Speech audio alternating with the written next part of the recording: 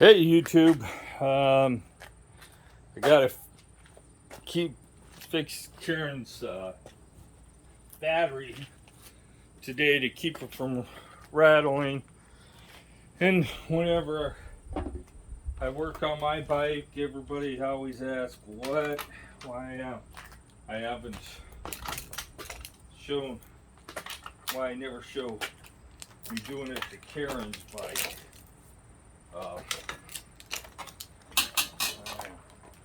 I don't. I guess I never have these legs spread out far enough, so.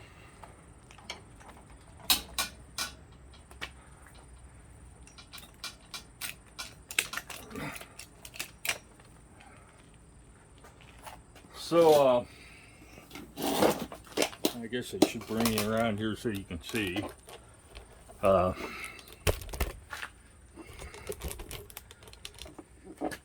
So to get our battery out, it's the same thing as the XP. You have to turn and push up at the same time, and then it unlocks the battery, and then you can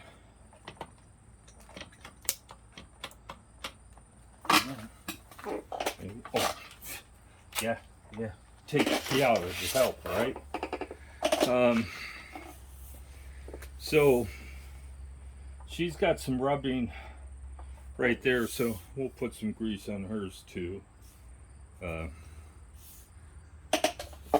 me make sure you can see.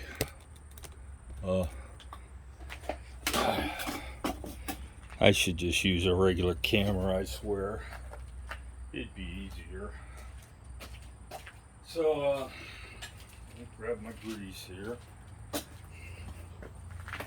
So, she's got a couple of spots on her battery that appear to be rattling.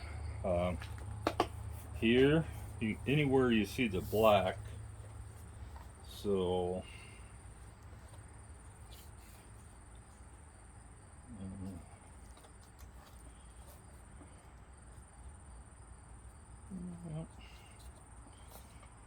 we're going to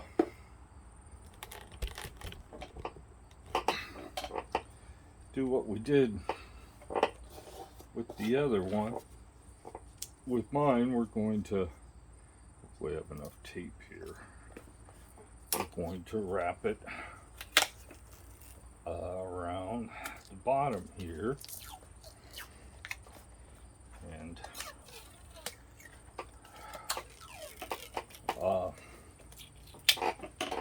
there, and then we're going to just cover up this electric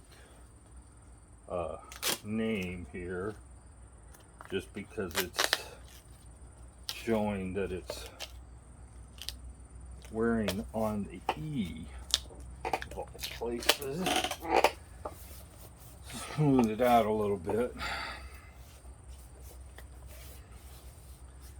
And I wanted to check something while I've got it out here. Let me see if I can find my tape measure. So we'll measure up.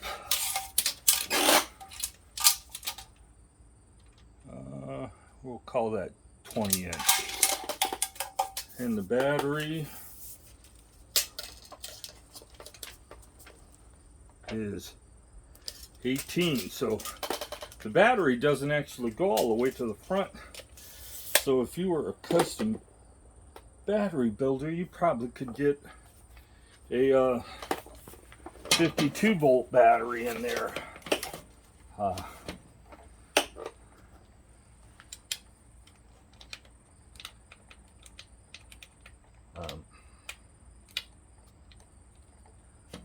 Oil in and it would help, huh?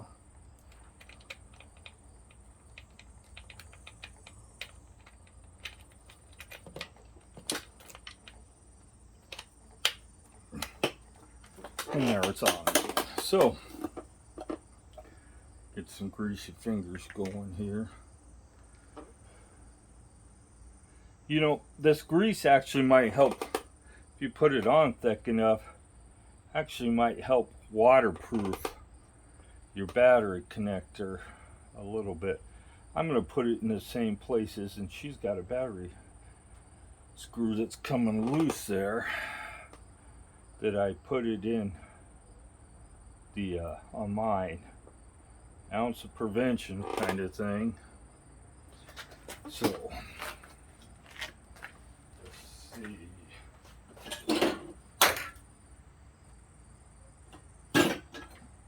I'd like to say that it's a isolated problem with these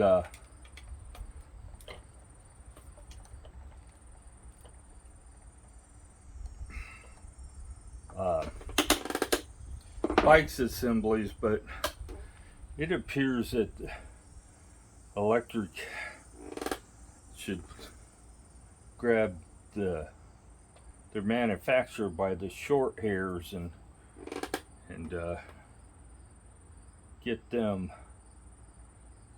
back up to speed, because it really appears, let me get back around here, that they have a serious problem. So I greased it up all the way around. I'll have to wipe off the grease off of it. I tightened up a screw a little bit. It's just going into, I'm not sure if it's going into metal or plastic. I'm going to fold her bike back up, and I don't know, I might, I don't think there's anything else that needs to be done. Her, that back rotor situation really kind of teased me off, that they built the bike with the wrong rotors. You can look at it this way: they either built the bike with the wrong rotor, or they improperly put the mounting for the rotor in the wrong place. It's just a matter of opinion. I think they built, the bike was originally designed with 180 millimeter rotors in mind, and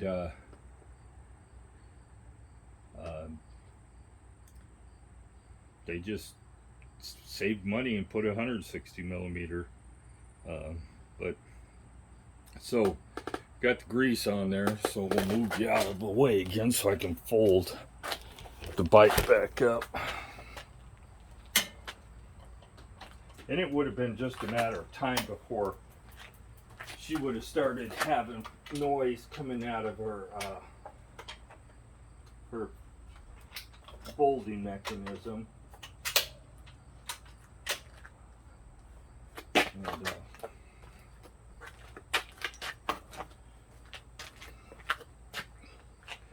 so gotta wipe this grease off. And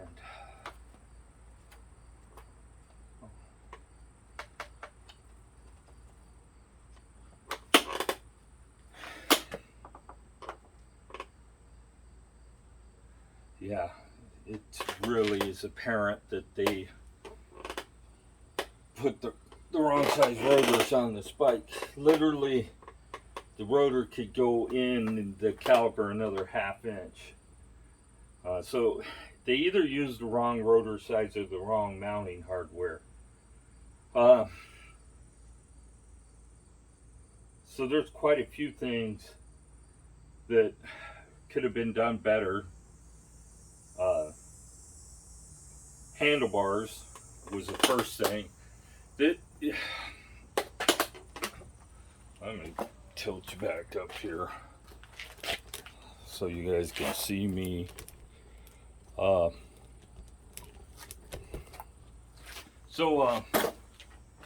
Just to go over some of the things that I found as a design issue: the rotors being the improper size, or the mounting hardware on the caliper being wrong. It's both front and back. It's universal.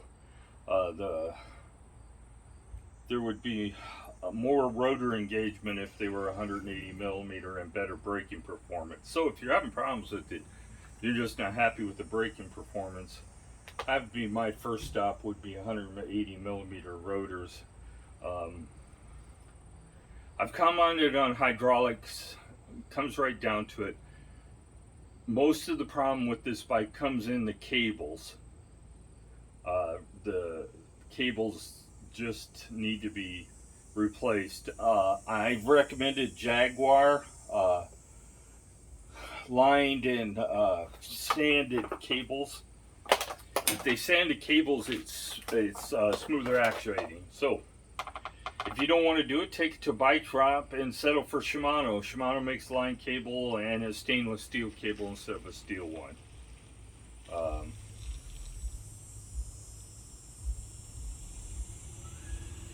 wait for people to leave. So these are just plain steel cables, and the reason I know that is because when I went to solder them, after I cut the deals off of them, I noticed right away I couldn't get the solder to stick on that steel.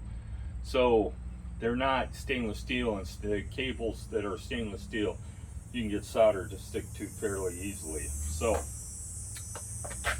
those stainless steel, and that's why you get so much cable stretch. They have the wrong derailleur on here. The rear derailleur should be a short cage, and they have a long cage. Now, if it had a short cage on it, it would shift faster, and it wouldn't be on an extended hanger.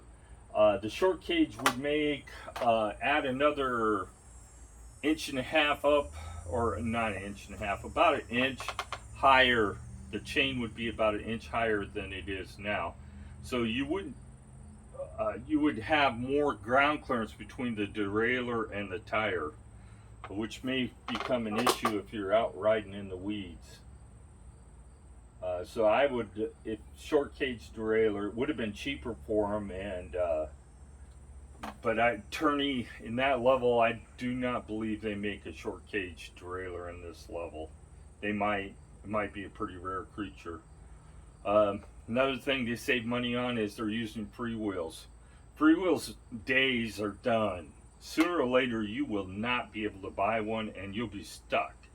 You wear a Freewheel out and you can't find a replacement, I don't know what to tell you. So they used a Freewheel on this motor instead of using a cassette. A cassette would have been the wiser choice. So many different options out there for cassette sizes. You could have upgraded this to maybe as high as 9-speed with a cassette. I'm having problems even finding an 8-speed Freewheel. But there's a couple companies out there that offer parts, and you can replace that whole mechanism on the side of the motor with a cassette body. And then you have, it's about $30 for the part, and you replace that whole cap on the motor, and solves the problem. Then you need different. Then you end up buying a different tool set to change the cassette, but it's a lot easier to do. Another thing they should have did was put this, made this as a quick release on the front, just for those people that don't ever unfold their bike. They could have mounted a in the back of their pickups. It would have been a whole lot easier to mount this in the back of a pickup if the tire was off of it. Also would shorten up the overall length of the bike and make it a little heavier, lighter, I mean. So Freewheel, a quick release, handlebars,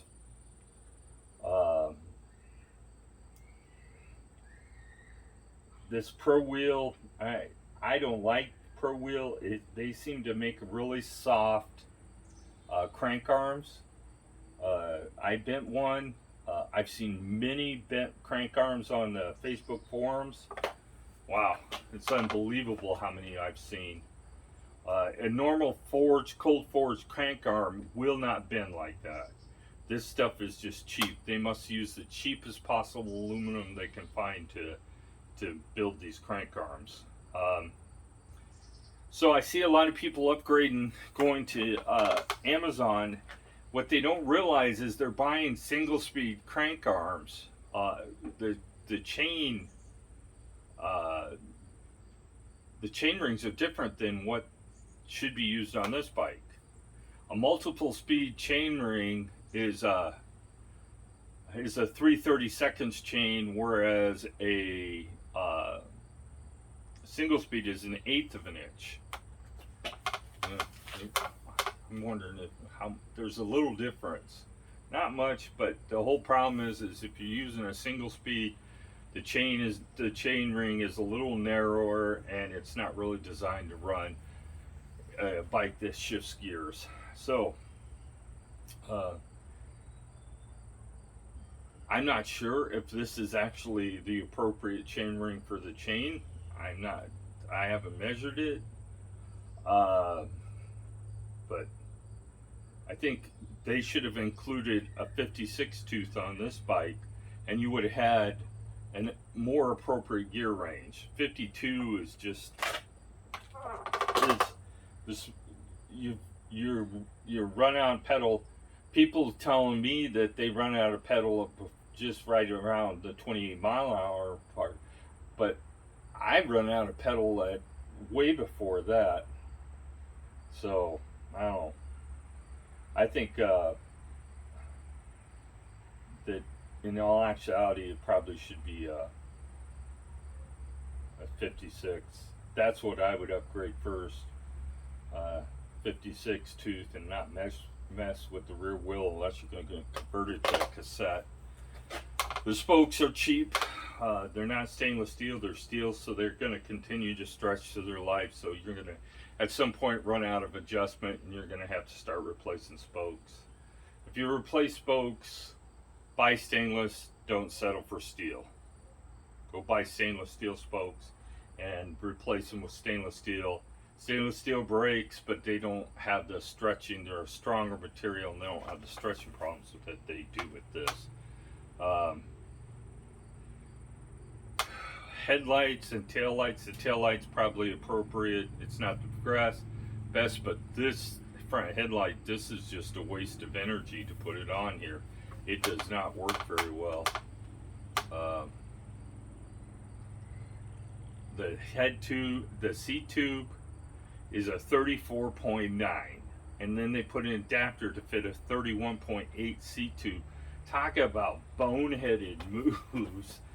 First of all, a normal manufacturer doesn't put adapters in a seat tube when they build a bike. They buy and procure the appropriate seat post for that seat tube size. Putting an adapter in it is just poor manufacturing. I don't know why they did that.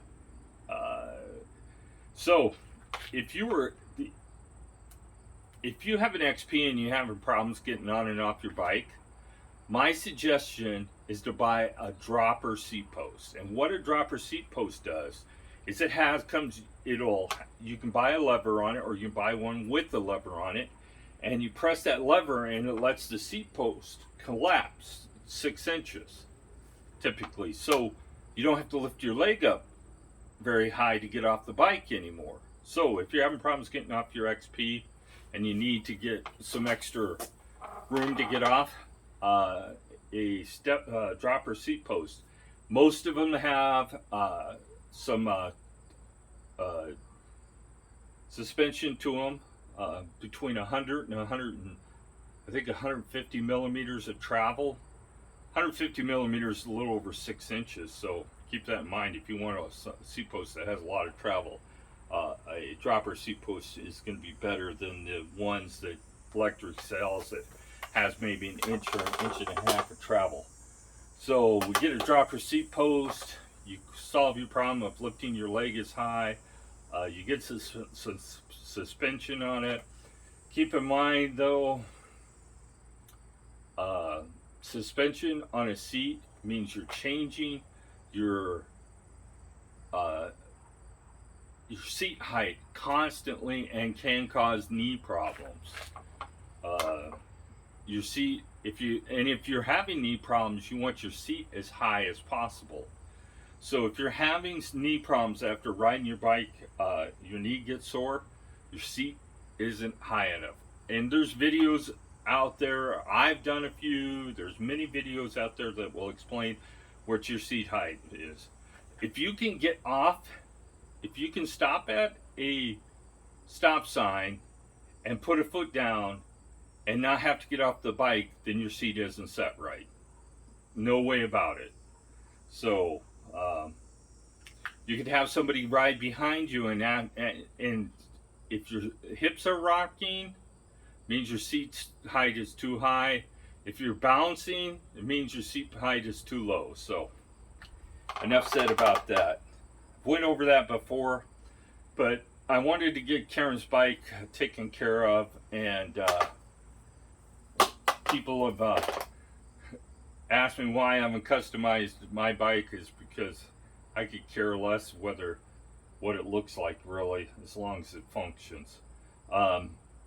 We do get stopped and asked a few times a month about where to purchase these and whether we recommend them. 2,130 miles later, I'm still recommending them. You guys, I actually have had some people tell me that they require too much maintenance. Okay, first of all, you got to understand that I'm a perfectionist and I know when something's wrong immediately. Whereas somebody that's just a hobbyist or a recreational rider may not know it until it really becomes an issue. A lot of things I do don't need to be done. I just do them for the people out there. They may be having a problem with it. The bike is pretty much trouble-free. The aluminum creaking, if you buy an aluminum bike, it doesn't even matter if it's an electric one. It's a regular aluminum bike. They're all going to make noise eventually, and you're going to have to chase down the problems.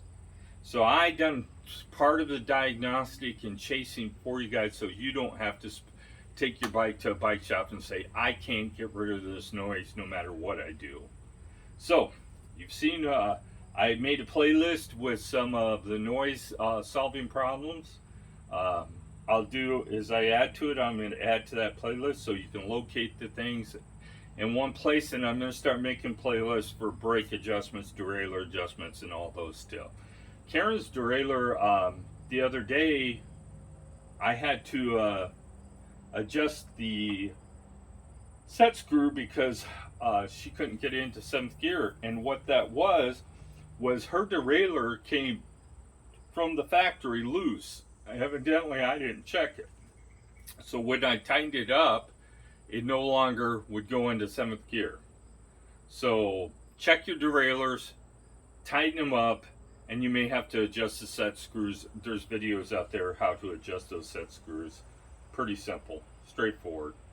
We're going to go for a bike ride today, but unfortunately it's still in the 91, 92 degrees. It's hot out here. And Karen doesn't handle heat as well as I do. So I wanted to do a video. It's been a couple of days. Got that battery so it doesn't rattle. The symptom of the battery rattle, for you guys, if you're wondering if your battery's rattling, if you're going down the road and you hear a noise and it sounds like it's coming from your beanstalk, it's actually coming from the battery hitting stuff in the inside of it. So get those batteries wrapped. You can put anything you want on it. I just use tape, simple fix, duct tape, anything just to keep the two aluminum pieces from rattling each other. So please subscribe, like the video if you like it, or dislike it if you don't like it. I know I ramble a lot, but hey, I'm going to get back in the house and cool down before we go for a ride. Probably still be another hour. But get out there and ride. Enjoy it. Remember, just because it's hot, when you're sitting there and you're going, it's too hot to ride the bike, cools down. It feels 10 degrees cooler when you're out there moving against the wind. Hey, have a great day.